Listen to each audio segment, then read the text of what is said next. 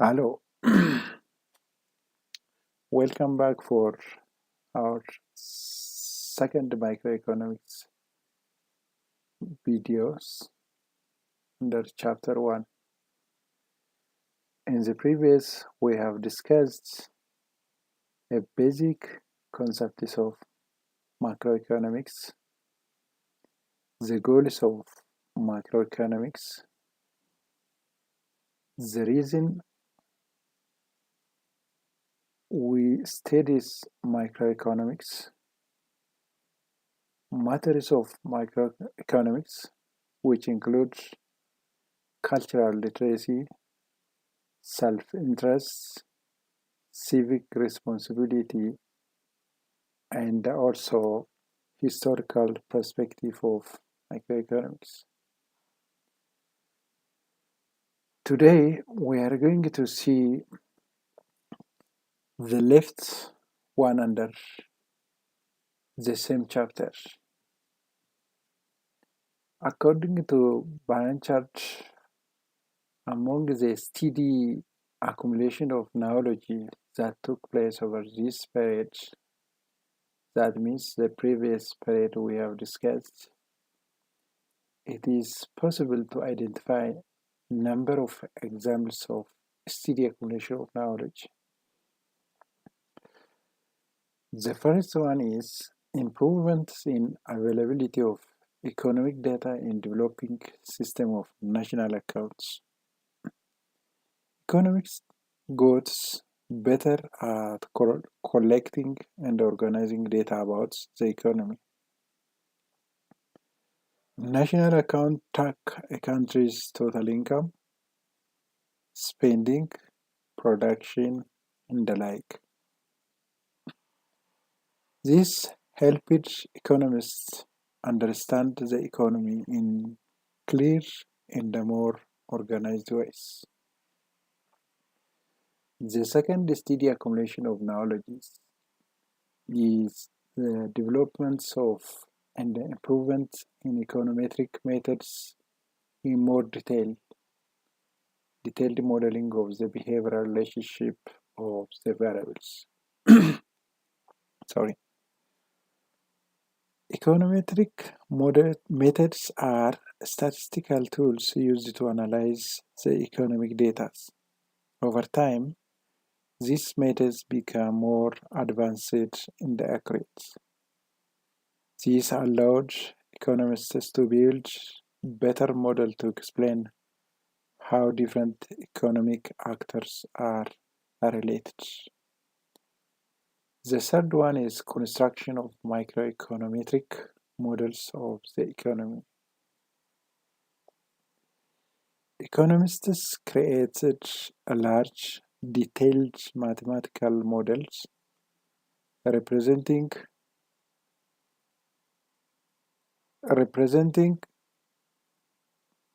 the whole economy as one.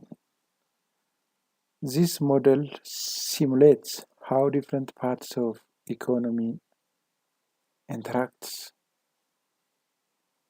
They help policymakers predict the effect of different economic policy.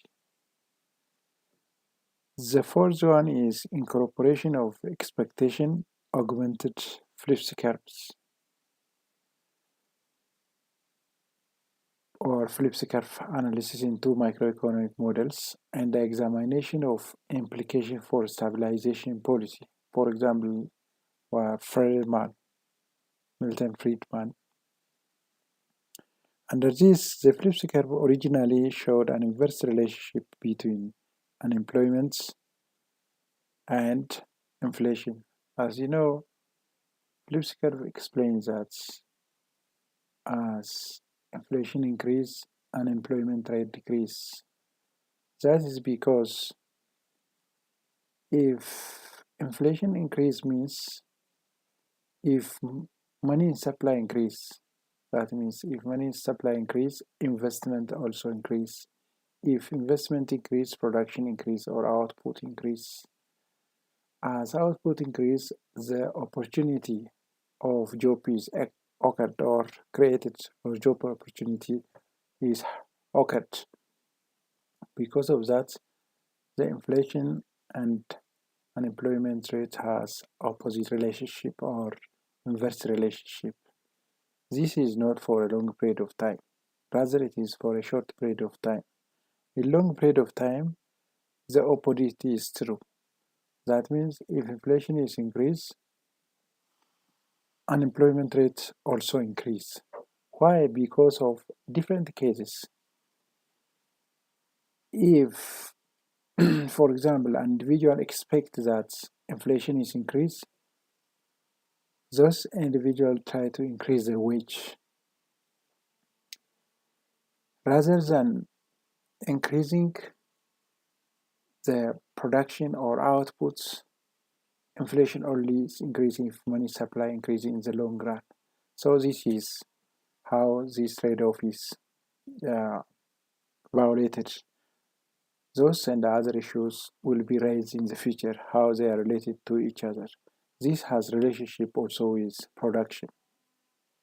If money in circulation is increased, actual GDP is increased or real GDP is increased.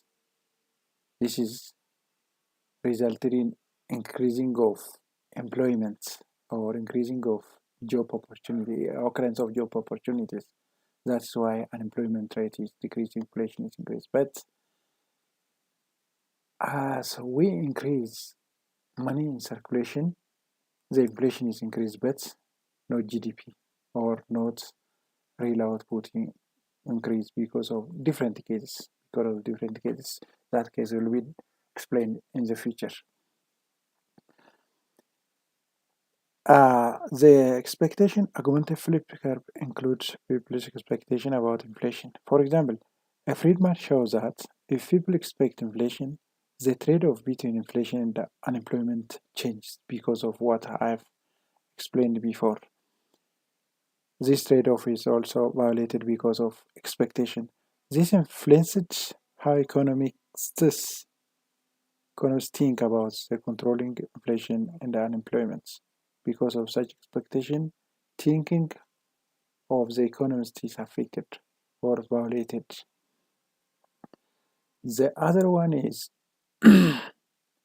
more carefully modeling of how expectations are formed. This is economists started studying how people form their expectation about the future, like inflation or interest rates. They can expect something in the future, then this is important because expectation influence economic decisions, for example, on spending, on saving, and investment. How expectation can affect the decision of individual or consumers, especially consumers' expectation or farmers' expectation. For example, if product of the price, if an individual thinks that in the future the price of the product increase, they purchase or they spend now, or the demand of the, the current market increase, or the demand for the products currently is increased because they expect in the future price be greater than they spend now. In opposite, if they think that the price of some products decrease in the future, or they expect as price of some product decrease in the future, they do not spend at this time.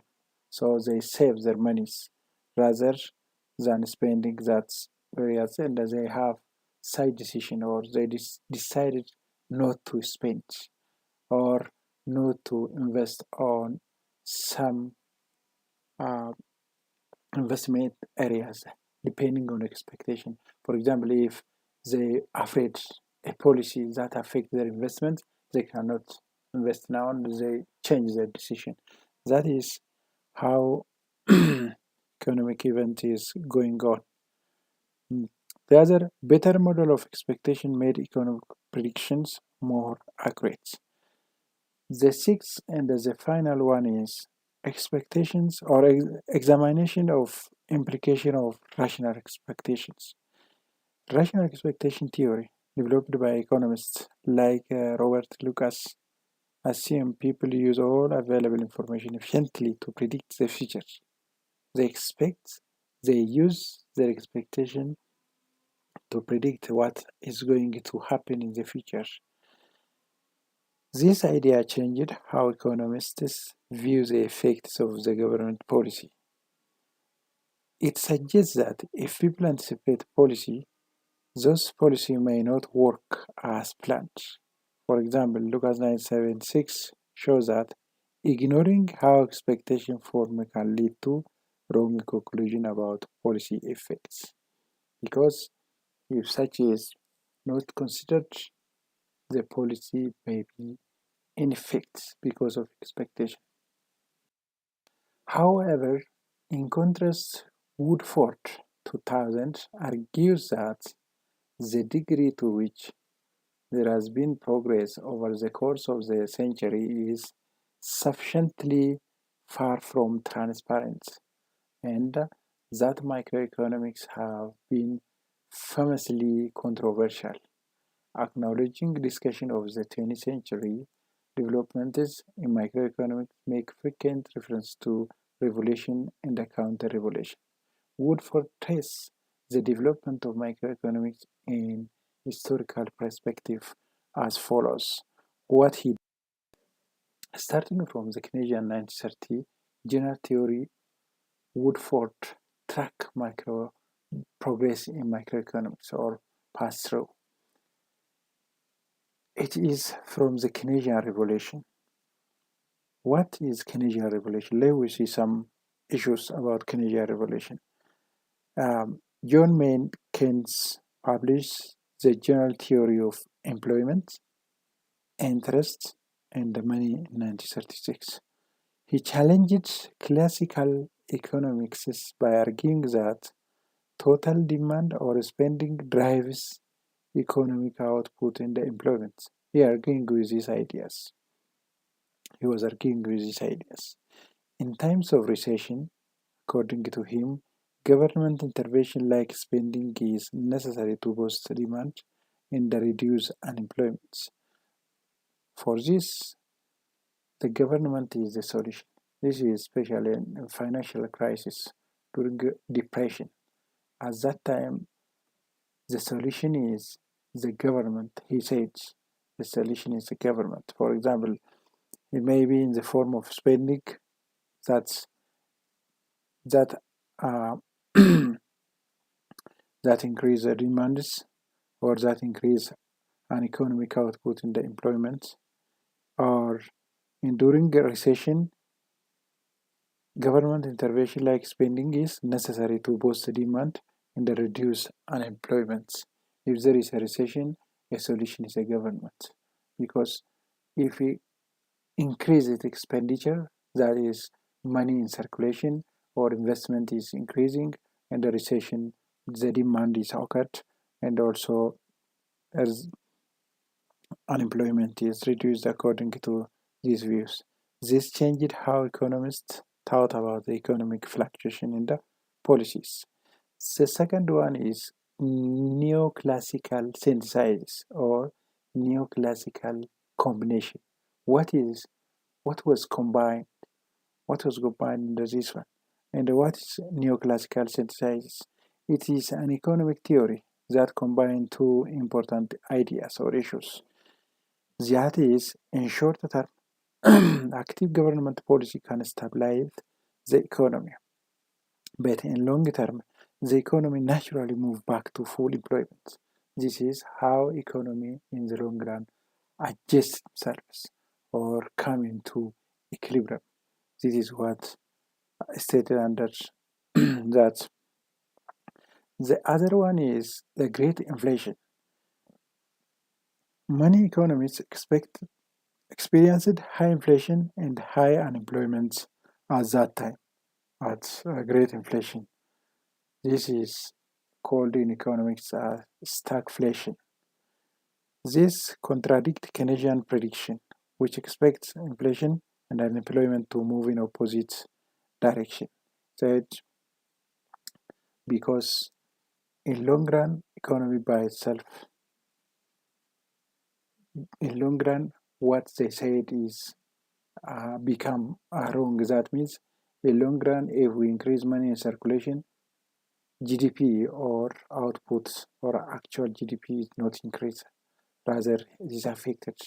But inflation is increased, and also that is why all the time the objective of central bank or monetary policy is controlling of inflation or uh, price stability rather than product stability or production stability, because policy cannot influence the production or the output because of such theory. If we increase money in circulation in a short run, the investment increase, GDP or output increase, but it is not for a long run. In long run, the opposite is true. The opposite is true. So all the time, monetary policy or central bank should control money circulation or control inflation rather than controlling GDP, because it is the outcome of different components. GDP is the outcome of different components. For example, potential GDP maybe because of natural resources, because of establishment of new technology, and because of educated human beings or labor. That is because of this. This is not because of policy. So monetary policy should control only inflation, depending on these theories. The other is the failure of Keynesian model to explain this leads to criticisms and search for new theories. The other new theories that criticize in Keynesian economic resulted in the other theories that we have see that criticizing Keynesian economic monetarism, rational expectation is stated as follows. For example, a monetarist led by Milton Friedman, the monetarist or Friedman emphasized the role of money supply in controlling inflation. According to explanation of um, monetarist or Friedman, the cause of inflation is central bank says. The cause of inflation is money circulation. So the responsibility or a person or a body that should hold responsible should be responsible is central bank, because if money circulation increase, which is printed by central bank and the flow to circulation, the inflation is also increased. So if you need to decrease money in circulation or inflation, you have to decrease money in circulation. That is what monetarist or um, Friedman said. The other is rational expectation, proposed by Robert Lucas and others, also arguing that people anticipate government policy and adjust their behavior, making some policy ineffective. Because of that, if society or farmers or consumers expect about the government policy in the future, they adjust their behavior. Because of that, the policy that made by the government is ineffective because of expectation. If I expect government increase tax in the future on investment, I will not invest because the government can impose tax on me, so I can change my areas from that investment to somewhere other, some other things. That is why expectation affects the behavior of an individual or the decision of an individual and resulted in ineffectiveness of policy, whether it is monetary policy or other physical policy or totally a government policy. The other What's Woodford Tuck was new classical economics, real business cycle theory to new neoclassical synthesis to new neoclassical synthesis. That is, combines the best insight from Keynesian and also new classical approach. This is the combination of both approach become new neoclassical synthesis or combination. Uses micro foundation model with rational expectation, but also incorporates price in the wage thickness slow adjustment. Supports the idea that monetary and the fiscal policy can affect output and the employment in short run.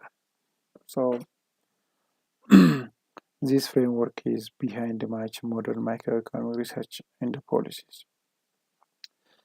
From Woodford's historical perspective, the evolution of economists' thinking on microeconomics has been far is from in developing countries. Microeconomic objective is simply to deal with microeconomic problem such as low income level, which means people do not earn enough money since it is very low. Inflation, which is price keep going up or making things more expensive. Unemployment, many people do not have job or jobless. The other, high interest rates or borrowing money is very expensive because of high cost of capital. Trade imbalance, the countries import more than it exports, causing a shortage of foreign money or foreign exchange. For example, especially for different countries, shortage of foreign exchange means that a dollar or pound or euros. This is what's serious problem in most developing countries, including Ethiopia. The other microeconomic data as indicator of economic performance. What does that means? What is economic indicator means? Economic indicator are statistics that measure one or more aspect of microeconomics, such as measuring of aggregate production or total income, like GDP of the country, measures of employment and unemployment, and the measure of inflation, like the percentage change in consumer price index. In microeconomics, data are crucial. Why it is crucial? What is the help of data for microeconomics or microeconomists? Data help policymakers to see what problem needed to be addressed. Depending on the data analysis or by trend analysis, by using different data, policymakers identify the problem based on the previous data or trend data and then address that problem. And also they help microeconomists to identify the theories that make correct prediction. They often reveal interest puzzles that microeconomic theories need to solve. Everything that passes through the economy is priced and sold. So, economists have quantitative data to work with price, quantities, and the values. Having quantitative data allows economists to do more than many other social scientists because of having these quantitative data. The most important key measurements of microeconomic data, variables, or indicators in economies are unemployment rates, inflation rates, interest rates, level of stock markets, exchange rates, and the real gross domestic product. Sorry, let we see each of them. What is unemployment rate? First of all, the real gross domestic product or real GDP and unemployment are directly and immediately connected to people's current material well-being. How this is happens and in the form of what? Let we see. If a real gross domestic product or real GDP increase, that means output increase, job opportunities increase. So money unemployed become employed, or there is the occurrence of or happiness of job opportunity. If many of the society laborers are employed, there is increasing of income. If income is increased, your current material well-being is increased or your properties increase. By this way, the real gross domestic product and the unemployment are directly and immediately connected to people's current material well-beings. While the other economic indicators are not, but they profoundly influence the economy's direction. Unemployed people who want to work and are actively looking for a job but have not yet found one that they consider. This is unemployed. We say unemployed if they are actively searching of job and currently they have no job but they can't get, that we call as unemployed people. Unemployment rate is equal to number of employed people divided by total labor force times 100. The summation of unemployed plus employed is called as total labor force. This unemployment rate shows the best indicator of how well the economy is doing relative to its productive potential.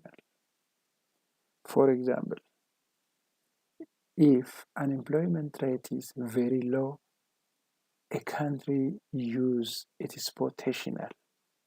If unemployment rate is very high, a country do not use its potential. There is underutilization of potential labor force. We can classify as, that means unemployment can be classified in different ways. The first one is fractional unemployment. What kind of unemployment is called as fractional? For example, students that graduate and are searching for a job, for example, did not get for 1 year or 6 months. For that time, that individual is unemployment or unemployed. That unemployment is called as fractional employment. Or to get another new jobs, if there is an employment time that is known as fractional employment time or fractional employment. The second one is structural employment. What kind of unemployment is structural employment? When job is not matched with skill of that individual, it is structurally unemployed. For example, if new technology is come to the company and that individual or staff cannot apply with that new technology. For example, he has, if he cannot work some data with software, that individual is unemployed. That employment is structural unemployment. The other cyclical unemployment. This is because of economic downturn, especially during recession. We call that is cyclical unemployment. There is a seasonal unemployment.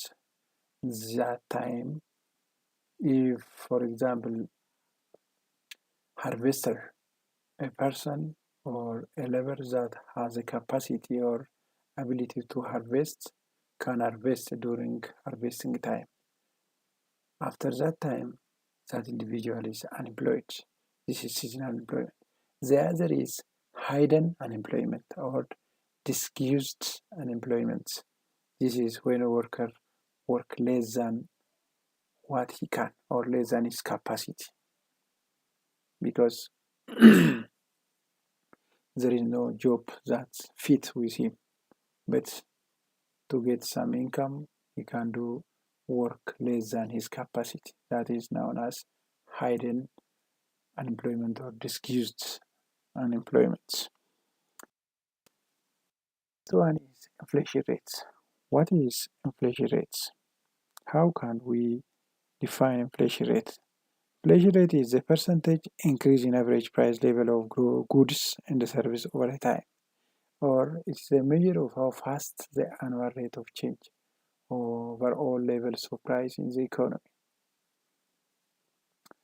That is speed of change of price in a year or per month or per quarter. A very high inflation rate, which is called as hyperinflation, more than 20% months, that can causes massive economic destruction. As the prices break down, the possibility of using profits lost to make rational business decisions vanishes. Such episodes of hyperinflation are among the worst economic disasters. This is hyperinflation. There is moderate inflation rate is a little more than 10%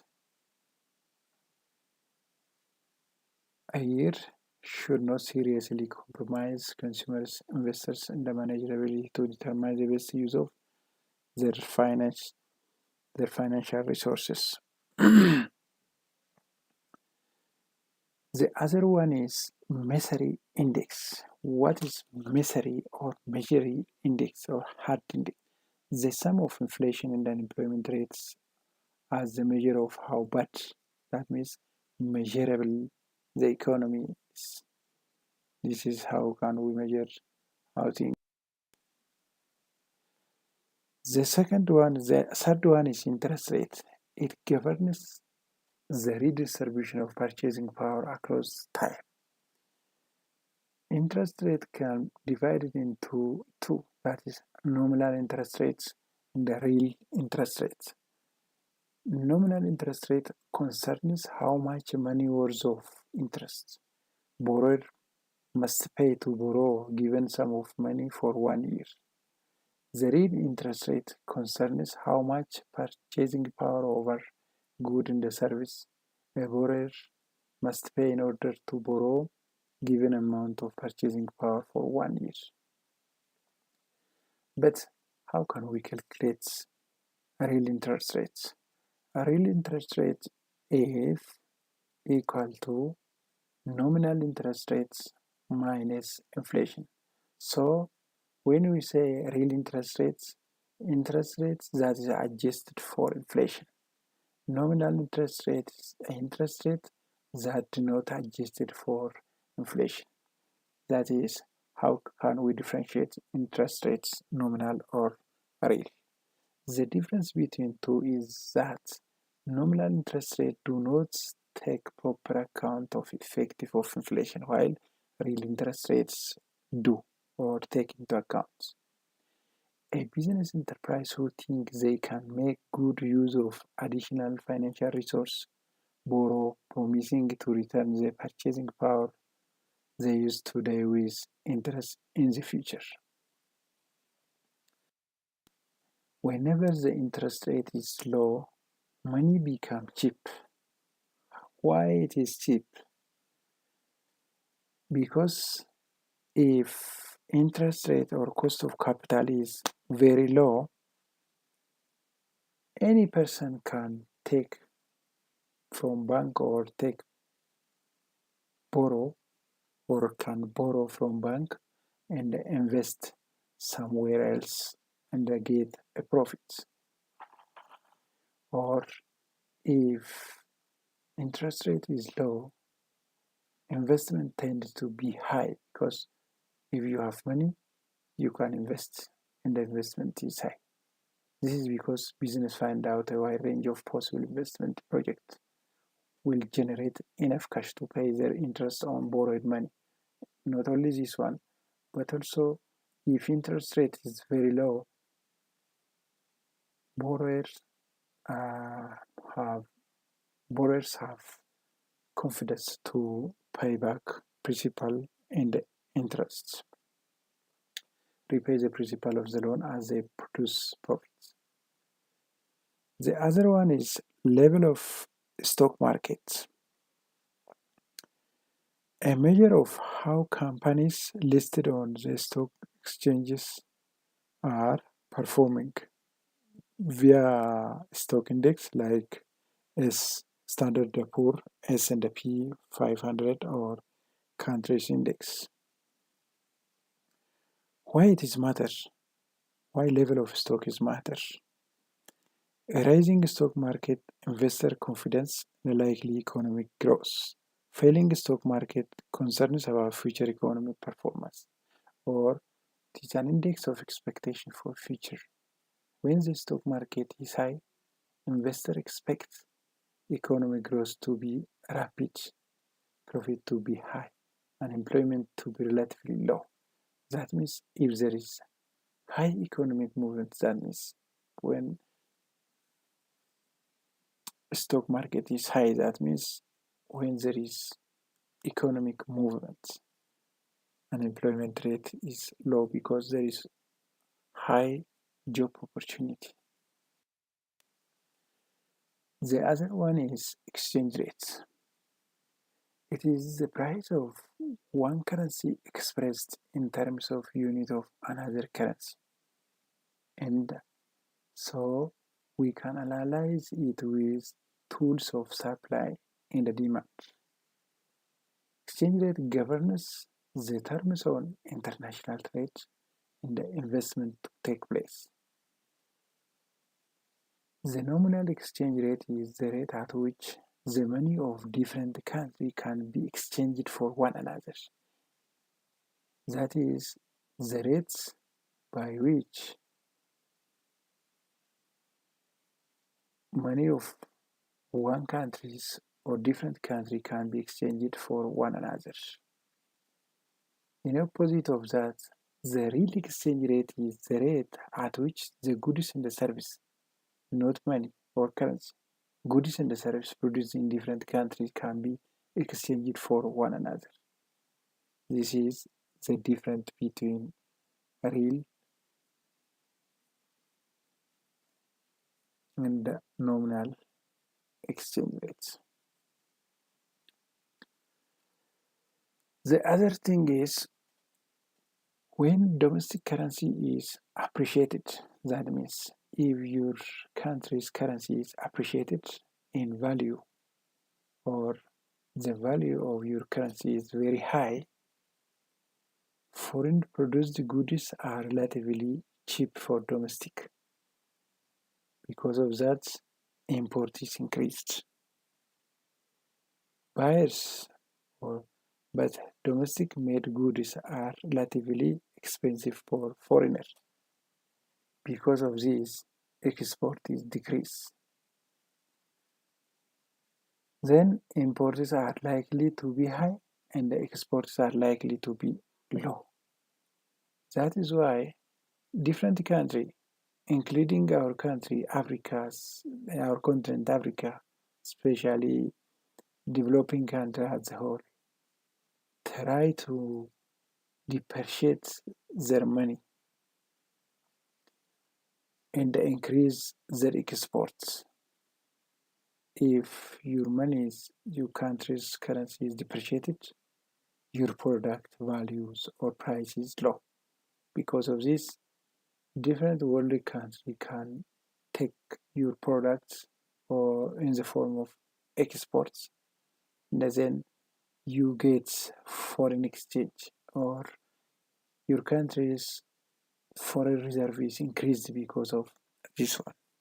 That's why all the time World Bank and IMF recommend to depreciate your currency and then increase your exports to balance your trade deficits, or to fund your trade deficit, or finance your trade deficits, or to make positive balance of payments, or be. Then this is how exchange rate is working for one country. I thank you. If you have a comments, please give me your comments. What I have to adjust, whether explanation is short or explanation is more long. And your document, my document is visible or not visible. The logic is not good or good, or the PowerPoint is good or not good. Have a nice time. We will meet in the next time. Thank you.